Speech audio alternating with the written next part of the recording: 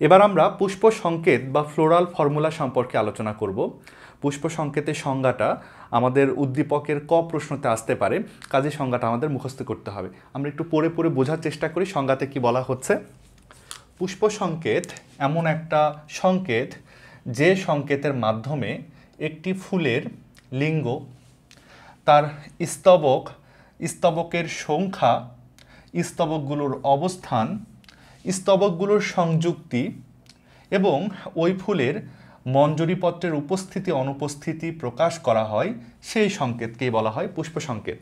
তার মানে পুষ্প সংকেত এমন একটা সংকেত যেই সংকেতের মাধ্যমে আমরা একটা নির্দিষ্ট ফুলের লিঙ্গ বুঝতে পারবো, তার কোন কোন স্তবকগুলো আছে কোন স্তবক নাই সেটা বুঝতে পারবো, স্তবকগুলো থাকলেও স্তবকের সদস্য সংখ্যা কয়টা করে সেটা জানতে পারবো, স্তবকের সদস্যগুলো কিভাবে অবস্থান করছে সেটা জানতে পারবো, একটা ফুলের প্রতিসাম্যতা কেমন সেইটা জানতে পারবো, ফুলের মঞ্জরিপত্র আছে কি না সেটা জানতে পারবো।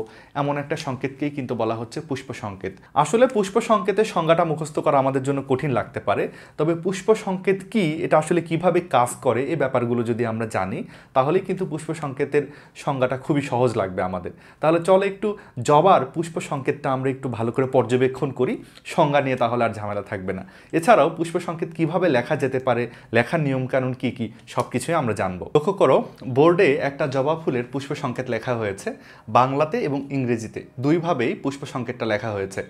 পুষ্প সংকেতটা দেখতে খুবই অদ্ভুত দেখায়, বিভিন্ন অক্ষর, বিভিন্ন সিম্বল, এগুলোর মানে যদি না জানো তাহলে পুষ্প সংকেত কিন্তু মনে রাখাটা খুব কঠিন। আমি যখন বইয়ে প্রথম পুষ্প সংকেত দেখি তখন আমি ভেবেছিলাম মনে হয় কোনো টাইপিং মিস্টেক হয়েছে, এগুলোর আসলে মানে কি।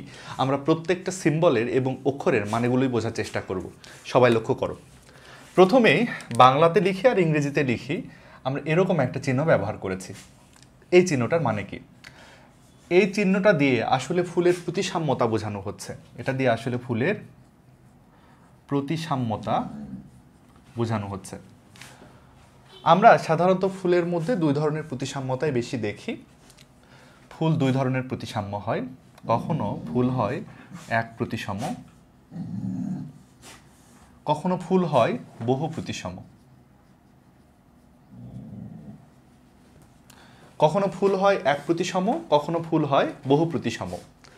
এক প্রতিসম মানে ফুলটাকে শুধু একভাবেই কেটে দুই ভাগ করা যাবে, একবার কেটে দুই ভাগ করতে পারবে তুমি। আর বহু প্রতিসম মানে হচ্ছে বিভিন্নভাবে কেটে এটাকে অনেকগুলো ভাগে ভাগ করা যাবে। যদি আমরা কোনো ফুলকে দেখি বহু প্রতিসম, তখন তার জন্য আমরা সাধারণত এই সিম্বলটা ব্যবহার করি। কখনো কখনো এইটাও ব্যবহার করা যেতে পারে, তবে আমরা এটাই বেশি ব্যবহার করি। আমরা জবার বেলায় এই সিম্বলটা দেখছি, এর মানে হচ্ছে জবা ফুলটা বহু প্রতিসম ফুল। জবা ফুলটাকে তুমি কেটে অনেকগুলো ভাগে ভাগ করতে পারবে, অনেকভাবে কেটে অনেকগুলো ভাগে ভাগ করা যাবে। এই জন্য আমরা জবার জন্য এই সিম্বলটা ব্যবহার করছি।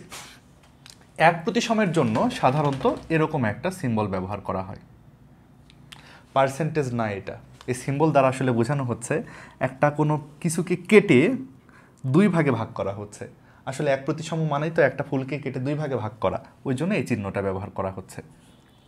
আবার কখনো কখনো এরকম চিহ্ন ব্যবহার করা হয়।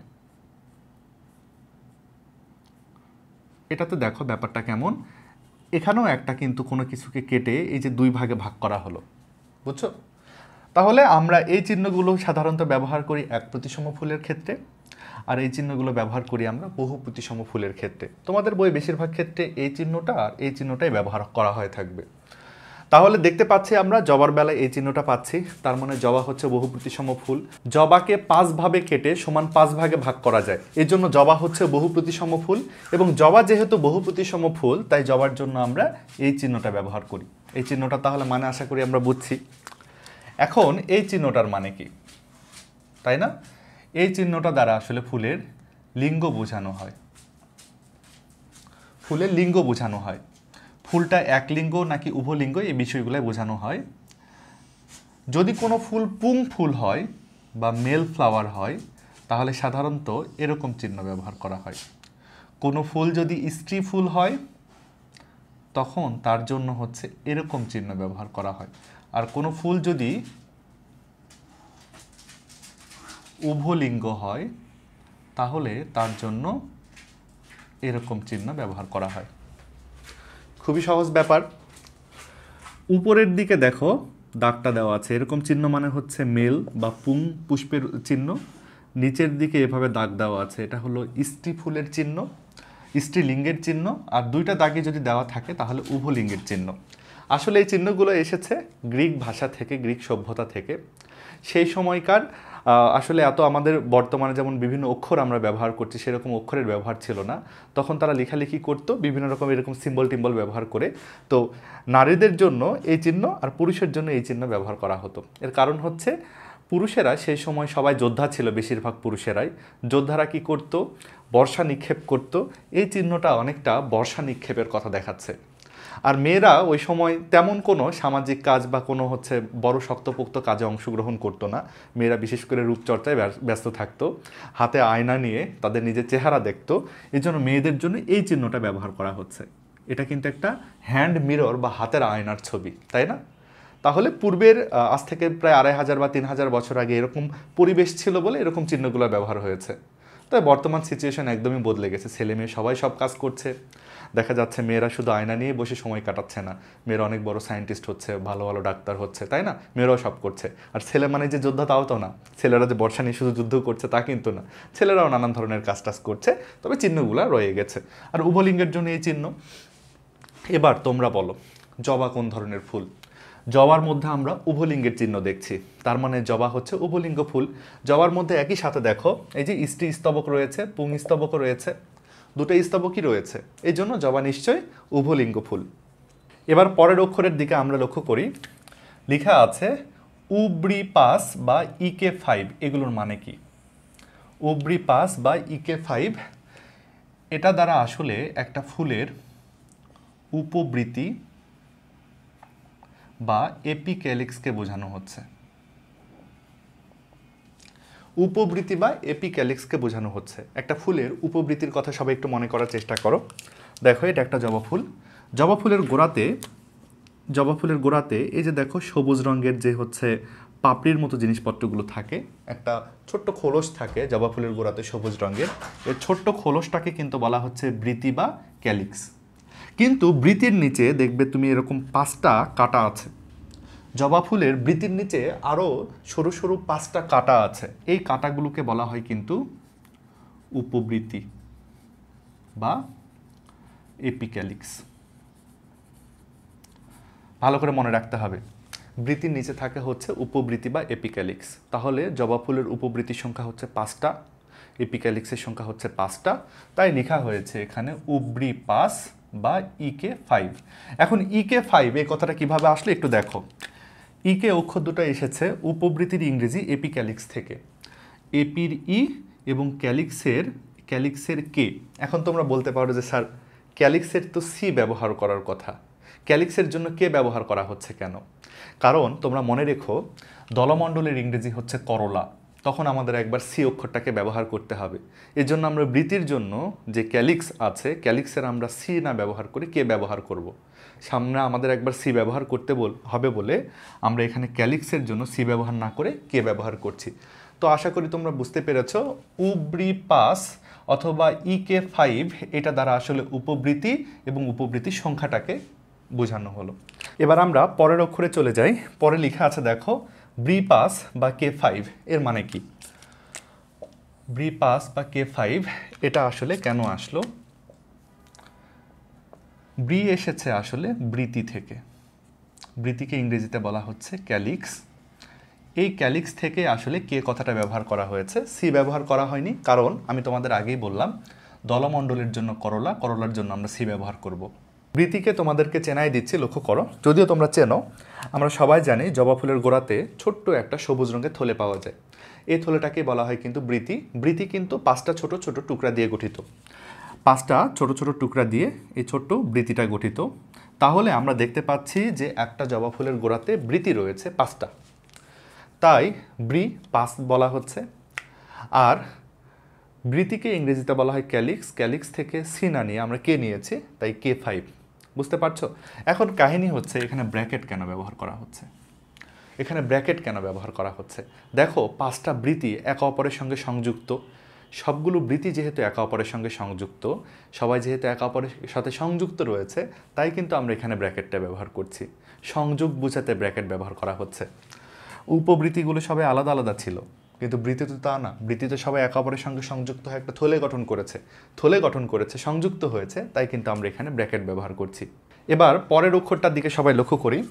লেখা আছে কি দেখো, দ পাস অথবা C5। এটা দিয়ে কি বোঝানো হচ্ছে? দ থেকে হচ্ছে দলমণ্ডল, দলমণ্ডল ইংরেজিতে যাকে বলা হয় করলা, সহজ বাংলায় যেটাকে বলা যেতে পারে পাপড়ি। আমরা সবাই জানি জবা ফুলের কিন্তু 5টা পাপড়ি রয়েছে। দেখো এই যে এখানে 3টা দেখা যাচ্ছে, আরও 2টা রয়েছে। একটা জবা ফুলের সব মিলে 5টা পাপড়ি রয়েছে, 5টা দলমণ্ডল রয়েছে, তাই দ পাস লেখা আছে। এবং পাপড়ি বা দলমণ্ডলকে কিন্তু ইংরেজিতে বলা হয় করলা, তাই C5 লেখা হয়েছে। এর অর্থটা আশা করি তোমরা বুঝতে পেরেছ। এবার পরের অক্ষরটার দিকে সবাই লক্ষ্য করি। লেখা আছে পুং ইনফিনিট বা এ ইনফিনিট চিহ্ন। এটার মানে কি? পুং ইনফিনিট বা এ ইনফিনিট এর মানে কি আমি তোমাদের একটু দেখাচ্ছি। দেখো, পুং ইনফিনিট দ্বারা কিন্তু পুং স্তবকের কথা বোঝানো হচ্ছে। পুং স্তবক বোঝানো হচ্ছে। পুং স্তবককে ইংরেজিতে বলা হয় অ্যান্ড্রিসিয়াম। অ্যান্ড্রিসিয়াম। খেয়াল করো, একটা জবা ফুলের কিন্তু অসংখ্য পুং স্তবক বা পুংকেশর বা অ্যান্ড্রিসিয়াম রয়েছে। জবা ফুলের এই জিনিসগুলাই হচ্ছে তার পুংকেশর, এগুলাই হচ্ছে পুং স্তবক। পুং স্তবকে পুংকেশরের সংখ্যা হচ্ছে অসংখ্য, তাই এখানে ইনফিনিট চিহ্নটা ব্যবহার করা হয়েছে। তবে এই ইনফিনিট মানে আবার গণিতের ইনফিনিট চিন্তা করো না। গণিতের ইনফিনিট মানে তো অসীম, অত বেশি না, অসংখ্য বোঝানো হচ্ছে। আসলে তুমি যদি একটা জবা ফুলকে হাতে নিয়ে তার পুংকেশরকে গোনার চেষ্টা করো, আসলে অনেক কষ্ট হবে, অনেক থাকবে, হয়তো 200-300টা আছে। ইনফিনিট মানে অসীম না, এটাও মাথায় রেখো। বইয়ে আবার এই জায়গাতে পুং আলফা লিখেছে, বুঝতেই পারছো আলফা হবে না, তারা লিখতে ভুল করেছে, ইনফিনিট হবে। তাহলে পুং দ্বারা পুং স্তবক বোঝানো হচ্ছে। পুং স্তবকের ইংরেজি আবার অ্যান্ড্রিসিয়াম। তো যাই হোক, পুং ইনফিনিট বা এ ইনফিনিটটা ব্যবহার করা হচ্ছে পুং স্তবক বোঝাতে। জবা ফুলের যেহেতু অনেক বা অসংখ্য পুংকেশর রয়েছে, তাই ইনফিনিট চিহ্ন। এখন এখানে আবার ব্র্যাকেট দেওয়ার কারণ কি? তোমাদের আগেই বলেছি, কোনো কিছু যদি সংযুক্ত হয়ে যায় তখনই কিন্তু সেখানে ব্র্যাকেট ব্যবহার করা হয়। আমরা জানি জবার পুংকেশরগুলো, এখানে হচ্ছে পরাগধানীটা নিচের দিকে নামলো, পরাগধানী নিচের দিকে নামলো। দেখো সবগুলো পরাগধানীর নিচের দিকে কিন্তু একটা করে পুংদ্বন্দ্ব রয়েছে। মাথাটার নাম তো পরাগধানী, আর এই দ্বন্দ্বটার নাম পুংদ্বন্দ্ব। পুংদ্বন্দ্বগুলো নিচে এসে একে অপরের সঙ্গে সংযুক্ত হয়ে যায়। পরাগধানী থেকে পুংদ্বন্দ্ব বেরিয়ে আসে, পরাগধানী থেকে পুংদ্বন্দ্ব বেরিয়ে আসে। পুংদ্বন্দ্বগুলো একে অপরের সঙ্গে সংযুক্ত হয়ে যায়। সংযোগ বোঝাতেই কিন্তু ব্র্যাকেট ব্যবহার করা হয়। যেমন বৃত্তিগুলো একে অপরের সঙ্গে সংযুক্ত ছিল বলে বৃত্তিতেও কিন্তু আমরা ব্র্যাকেট ব্যবহার করেছি। এই যে দেখো, বৃত্তি 5টা, ব্র্যাকেট দেওয়া আছে। এবার দেখো তোমরা একটা জিনিস, দলমণ্ডল এবং পুং স্তবকের উপর দিয়ে একটা দাগ দেওয়া আছে। এই দাগের কারণটা কি? দলমণ্ডল এবং পুং স্তবকের উপরে যে দাগটা দেওয়া হলো, এটা দিয়েও সংযোগই বোঝাচ্ছে। এই উপরে দাগ দ্বারা কিন্তু অসম সংযোগ বোঝায়, আর এই ব্র্যাকেট দ্বারা কিন্তু সমসংযোগ বোঝায়। এখন এই দাগটা কেন দেওয়া হলো তার কারণটা ব্যাখ্যা করি। আমরা হয়তো আগে মনে করেছিলাম যে পুং স্তবক এটা হলো পরাগধানী, এটার নাম হলো পুংদ্বন্দ্ব। আমরা হয়তো ভেবেছি পুংদ্বন্দ্ব এইটুকুই, এখান থেকে পুংদ্বন্দ্ব শেষ, কিন্তু আসলে তা নয়। পুংদ্বন্দ্ব এদিক দিয়ে চলে আসে, এসে এসে এসে এসে এই যে পাপড়ির সঙ্গে বা দলমণ্ডলের সঙ্গে এসে যুক্ত হয়। পুংদ্বন্দ্ব এখান থেকে এসে এসে এসে দলমণ্ডল বা পাপড়ির সঙ্গে এসে যুক্ত হয়। তার মানে পুং স্তবকের সঙ্গে দলমণ্ডল বা পাপড়ির কিন্তু একটা সংযোগ আছে। পুং স্তবক এসে এসে পাপড়ির সঙ্গে যুক্ত হচ্ছে কিন্তু। তাহলে পুং স্তবক এবং পাপড়ির সঙ্গে একটা সংযোগ রয়েছে। এই সংযোগটা বোঝাতেই কিন্তু আমরা এই দাগটা দিয়েছি। পুং স্তবক এসে দলমণ্ডলে যুক্ত, তাই দাগটা দেওয়া হয়েছে পুং স্তবকের সঙ্গে দলমণ্ডলে। লাস্ট অক্ষরটার দিকে সবাই লক্ষ্য করি। লাস্টে কি লেখা আছে? গ পাস। গ পাস বা G5। গ পাস বা G5 এটা কেন বলা হচ্ছে? এই গ বা জি এর মানে কি? গ মানে হচ্ছে গর্ভাশয়। গর্ভাশয়, গর্ভাশয় থেকে আসলে গ কথাটা এসছে।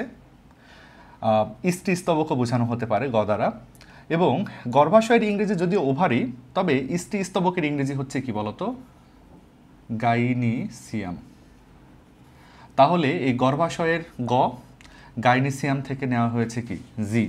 যদিও গর্ভাশয়ের ইংরেজি ওভারি তোমরা জানো, তারপর মনে করো গর্ভাশয়ের গ এবং গাইনিসিয়ামের জি, তাহলে ফুলের স্ত্রী স্তবক বোঝানো হচ্ছে এই অক্ষরটা দ্বারা। এখন জবা ফুলের স্ত্রী স্তবক কয়টা? জবা ফুলের স্ত্রী স্তবক কিন্তু মোট 5টা। দেখো এখানে কিন্তু গর্ভমুণ্ড আছে 1টা 2টা 3টা 4টা 5টা। এই গর্ভমুণ্ড থেকে দ্বন্দ্বগুলো চলে আসে, দ্বন্দ্বগুলো আসে আসে আসে আসে, এই যে আবার একটা এখান দিয়ে দিক দিয়ে আসে। তার মানে জবা ফুলের কিন্তু গর্ভমুণ্ডও 5টা, গর্ভদ্বন্দ্বও 5টা, এবং এই গর্ভাশয়ের মধ্যে চেম্বারও কি বলো 5টা। জবা ফুলের স্ত্রী স্তবকের প্রত্যেকটা সদস্য থাকে 5টা করে, গর্ভমুণ্ডও 5টা, গর্ভদ্বন্দ্বও 5টা, গর্ভাশয়ও 5টা। কিন্তু 5টা গর্ভদ্বন্দ্ব একসাথে একত্রিত হয়ে যায়, এই জন্য দেখে একটাই গর্ভদ্বন্দ্ব মনে হয়, গর্ভদ্বন্দ্ব একটাই মনে হয়, কিন্তু এখানে 5টা গর্ভদ্বন্দ্ব রয়েছে।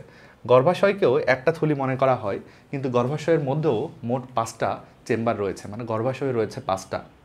তাহলে তোমরা বুঝতেই পারছো এখানে 5 কথাটার মানে কি। গর্ভাশয় যেহেতু 5টা, স্ত্রী স্তবক যেহেতু 5টা, তাই এখানে হচ্ছে 5 লেখা আছে।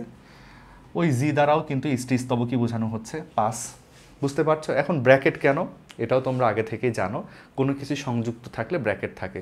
দেখো তো 5টা গর্ভমুণ্ড একে অপরের সঙ্গে সংযুক্ত, এর ভেতর দিয়ে 5টা গর্ভদ্বন্দ্ব আছে, সবাই কি একে অপরের সঙ্গে সংযুক্ত। ভেতরে 5টা গর্ভাশয়, তারাও কি একে অপরের সঙ্গে সংযুক্ত। তাহলে স্ত্রী স্তবকগুলো যেহেতু একে অপরের সঙ্গে সংযুক্ত, তাই কিন্তু আমরা এখানে ব্র্যাকেট ব্যবহার করেছি। বুঝছো তাহলে? এখন আরও একটা দরকারি জিনিস দেখো, গয়ের নিচে দাগ বা জি এর নিচে দাগ, এই দাগের মানে কি? এই দাগটা দিতে হবে তোমাদের, যখন সংকেত তোমরা আঁকবে বা লিখবে তখন তোমাদের এই দাগটাও কিন্তু দিতে হবে। এই দাগের মানে কি?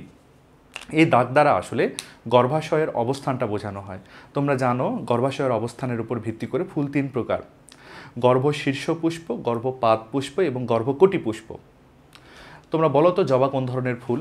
আমরা একটু দেখার চেষ্টা করি। গর্ভাশয় সবার উপরে রয়েছে, ফুলের বিভিন্ন স্তবকগুলো গর্ভাশয়ের নিচে, উপবৃতি, বৃতি, দলমণ্ডল সবাই গর্ভাশয়ের নিচে।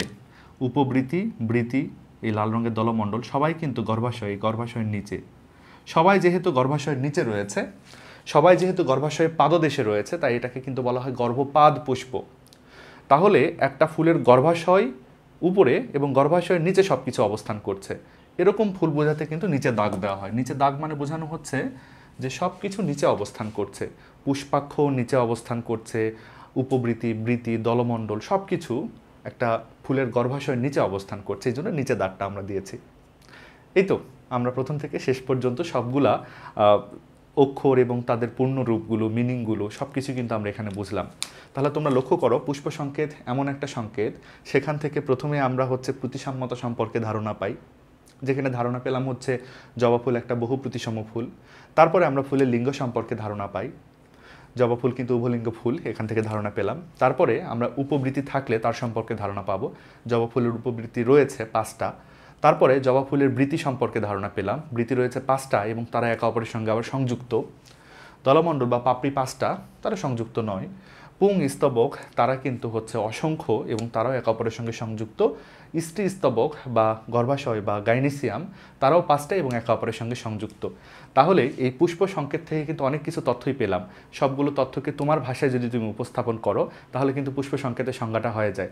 তাহলে তুমি এভাবে লিখতে পারো যে সংকেতের মাধ্যমে আমরা একটা ফুলের প্রতিসাম্যতা, তার লিঙ্গ, তার বিভিন্ন স্তবকের সংখ্যা, তাদের উপস্থিতি অনুপস্থিতি, তাদের সমসংযোগ অসমসংযোগ এগুলো বুঝতে পারি।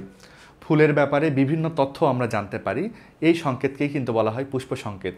তাহলে যে সংকেতের মাধ্যমে আমরা একটা ফুলের প্রতিসাম্যতা, তার লিঙ্গ, তার বৃতি, উপবৃতি, দলমণ্ডল এগুলোর উপস্থিতি অনুপস্থিতি, তাদের সংখ্যা, তাদের সমসংযোগ অসমসংযোগ জানতে পারি, সেই সংকেতটাকেই কিন্তু বলা হচ্ছে পুষ্প সংকেত।